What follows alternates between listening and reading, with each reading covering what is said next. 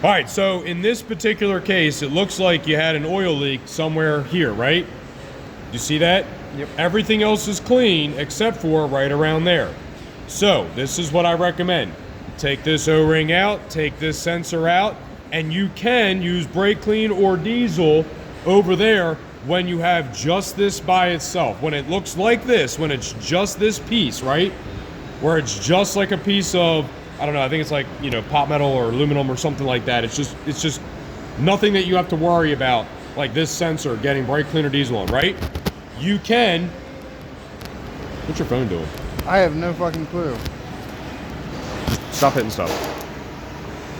I would recommend that this piece right here gets cleaned up. If you feel like you can clean it up without removing it, and you can actually like get in there with like a little bit of air and like a little bit of a brush or whatever, then be my guest, do that. But if you want to, you can remove this top plate and you can get it clean. But if you remove this top plate, you're gonna need that gasket that goes underneath there. And I think it's actually two different like worm track style gaskets, okay? I do not want to rebuild this oil cooler. I do not want to take this oil cooler all the way apart because we diagnosed this customer's truck and his coolant and oil temperatures were right next to each other, right? Yes. There was no reason to do all of that.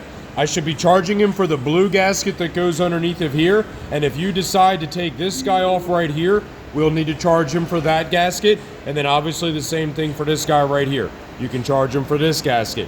But as per the usual, I want to be fair to this guy.